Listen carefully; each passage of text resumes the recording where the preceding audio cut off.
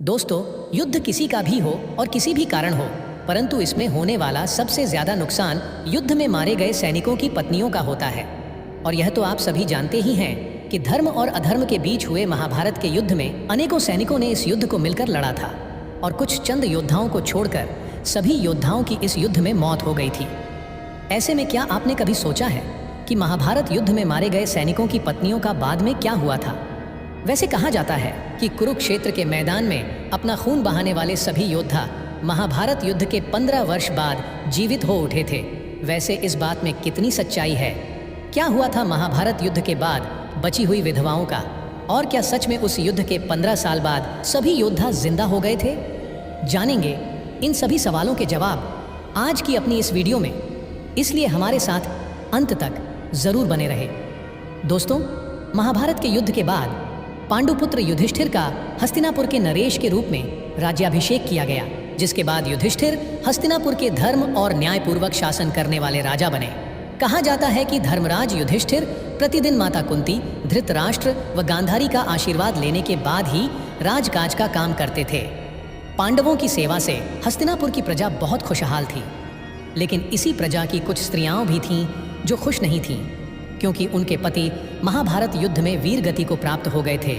युद्ध में विधवा हुई ये स्त्रियां शोक में अक्सर रोया करती थीं, पर इसका जरा सा भी आभास राजा को होने नहीं देती थी। समय बीतता गया। धृतराष्ट्र और गांधारी को पांडवों के साथ रहते हुए 15 साल गुजर गए। हालांकि भीम के मन में धृतराष्ट्र के प्रति अभी भी द्वेष भाव था और इसलिए भीम धृतराष्ट्र के सामने कभी कभी कुछ ऐसी बातें कह देते थे जो उन्हें नहीं कहना होता था। एक दिन भीम ने धृतराष्ट्र व गांधारी के सामने कुछ अपमान सूचक बातें कह दी, जिसे सुनकर धृतराष्ट्र को बहुत दुख हुआ। धृतराष्ट्र ने सोचा कि पांडवों के आश्रय में रहते हुए अब बहुत समय हो चुका है, भीम की बातें अब और सहन नहीं होती, इसलिए अब मेरे लिए वनप्रस्थ आश्रम का पालन करना यानी वन में रहना ही उचित होगा। धृतराष्ट्र ने यह बात जाकर गांधारी को बताई, जिसके बाद गांधारी भी धृतराष्ट्र के साथ वन जाने का निर्णय लेती है।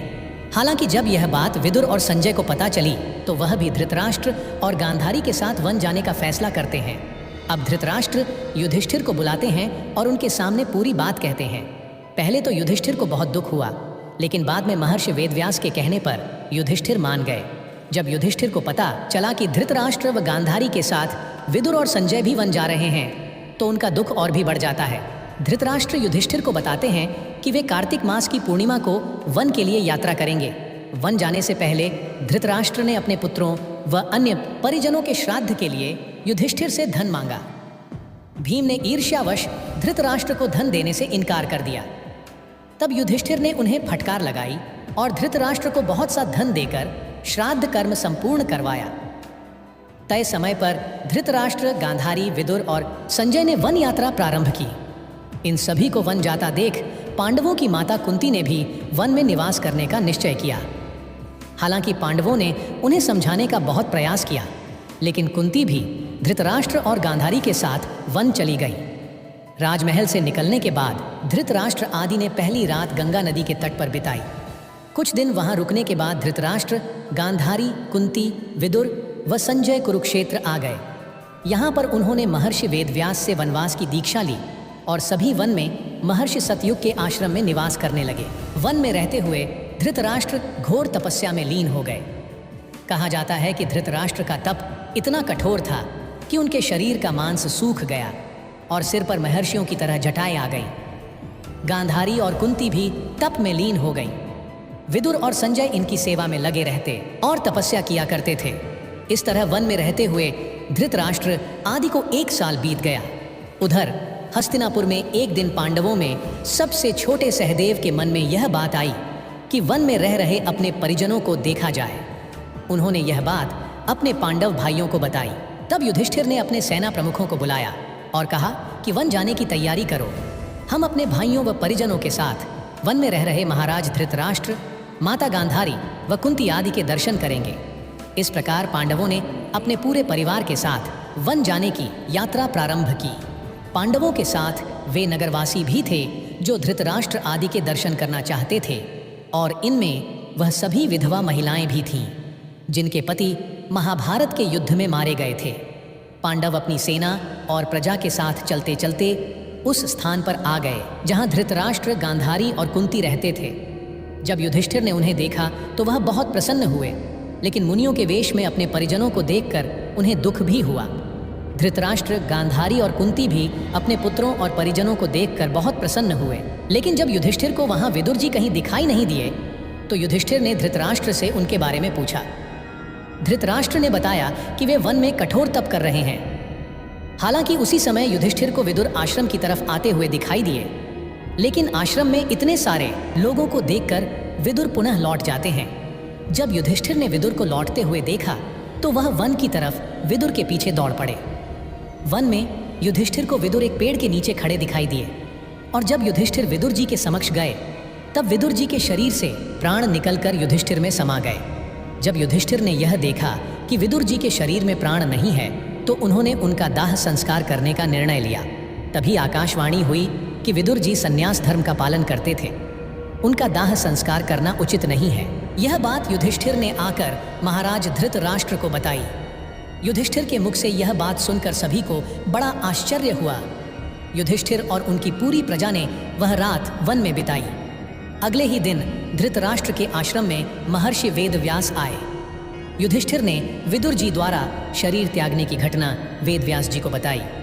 तब वेदव्यास जी ने बताया कि विदुर धर्मराज यानी यमराज के अवतार थे और युधिष्ठिर भी धर्मराज का ही अंश है, इसलिए विदुर जी के प्राण युधिष्ठिर के शरीर में समा गए।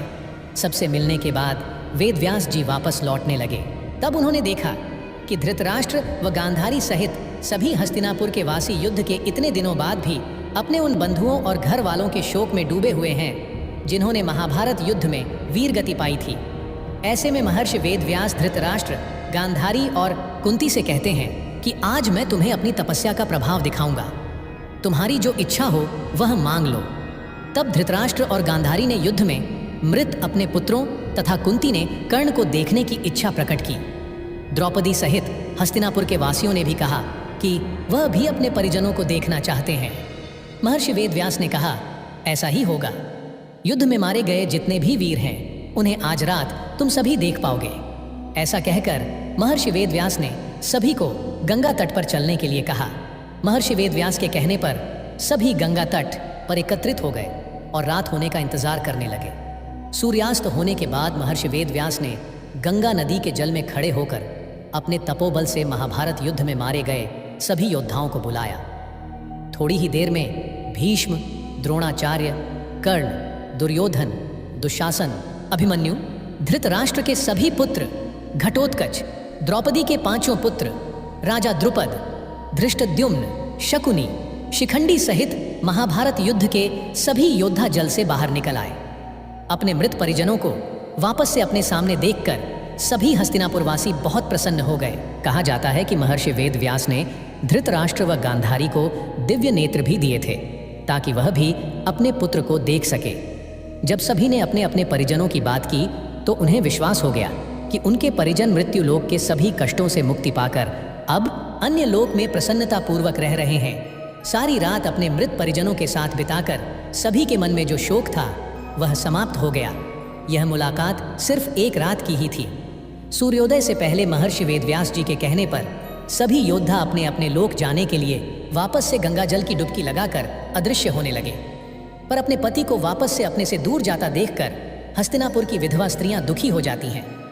यह देखकर महर्षि व्यास जी कहते हैं कि जो स्त्रियां अपने पतियों के साथ उनके लोक जाना चाहती हैं वह गंगा देवी की इस पवित्र धारा में अपना जीवन त्याग दें। वेद व्यास जी की यह बात सुनकर वह सभी महिलाएं जो अपने पति से असीम प्रेम करती थीं वह गंगा की उसी धारा में कूद पड़ी और अपने प्राणों का त्याग करके अपने पति के साथ उस लोक में चली गई।